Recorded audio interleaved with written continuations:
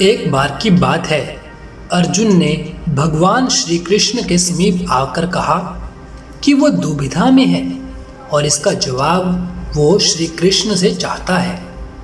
श्री कृष्ण ने पूछा कि क्या सवाल है। अर्जुन ने कहा, मुझे ये जानना है कि अच्छे लोगों के साथ हमेशा बुरा ही क्यों होता है, वहीं बुरे लोग खुशहाल दिखते हैं। अर्जुन के मुंह से ऐसी बातें सुनकर श्री कृष्ण मुस्कुराए और कहा, मनुष्य जैसा सोचता है और महसूस करता है वैसा कुछ नहीं होता है, बल्कि अज्ञानता की वजह से वो सच्चाई को समझ नहीं पाता है। अर्जुन उनकी ये बात समझ नहीं पाए और इसके बाद श्री कृष्ण ने जो भी कहा, चलिए उसके बारे में बात करते हैं। श्री कृष्ण ने अर्जुन से कहा, पार्थ, मैं तुम्हें एक कथा सुनाता हूँ। उसे सुनकर तुम समझ जाओगे कि हर प्राणी को उसके कर्म के हिसाब से ही फल मिलता है। प्रकृति हर किसी को अपनी राह चुनने का मौका देती है। अब वो मनुष्य की इच्छा पर निर्भर करता है कि उसे धर्म की राह चुननी है या अधर्म की। कथा शुरू करते हुए श्री कृष्ण ने कहा, एक नगर में दो पुरुष रहा करते थे। एक पुरुष व्यापारी था जिसके जीवन में धर्म की बहुत महत्ता थी। वो पूजा पाठ में यकीन रखता था। वो हर रोज मंदिर जाता था और दान धर्म भी करता था। हर रोज भगवान की पूजा किया करता था। वहीं दूसरा पुरुष इसके बिल्कुल विपरीत था। वो हर रोज मंदिर तो जाता था लेकिन पूजा करने नहीं, बल्कि मंदिर के बाहर से जूते चप्पल चुराने। उसे दान और धर्म से कोई लेना देना नहीं था। समय बीतता गया और एक दिन बहुत जोर की बारिश हो रही थी। इस वजह से मंदिर में पुजारी के अलावा कोई नहीं था। ये बात जब दूसरे पुरुष को पता चली तो उसने कहा कि ये सही मौका है मंदिर का धन चुराने का।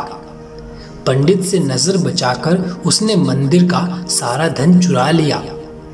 उसी समय धर्म कर्म में विश्वास रखने वाला व्यक्ति भी वहीं पर पहुंचा। दुर्भाग्य से मंदिर के पुजारी ने उसे ही चोर समझ लिया और चिल्लाने लगे। वहां लोग इकट्ठे हो गए और उसे बहुत मारा। किसी तरह वो बचते बचाते वहां से निकला तो सही, लेकिन दुर्भाग्य ने उसका साथ वहां पर भी नहीं छोड़ा। मंदिर के बाहर वो एक गाड़ी से टकरा गया और घायल हो गया।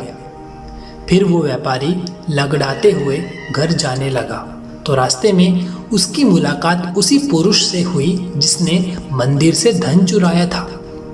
उसने कहा, आज तो मेरी किस्मत चमक गई, एक साथ इतना सारा धन मिल गया। ये सब देखकर उसे बहुत बुरा लगा और उसने अपने घर से भगवान की सारी तस्वीरें निकाल दी।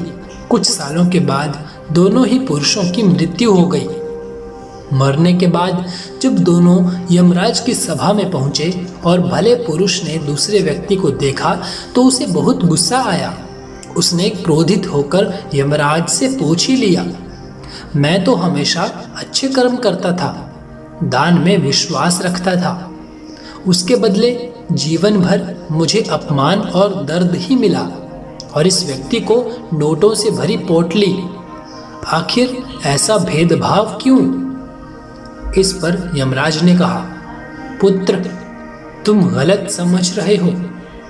जिस दिन तुम्हारी गाड़ी से टक्कर हुई थी वो दिन तुम्हारे जीवन का आखिरी दिन था, परंतु तुम्हारे अच्छे कर्मों की वजह से तुम्हारी मौत सिर्फ एक छोटी सी चोट में बदल गई।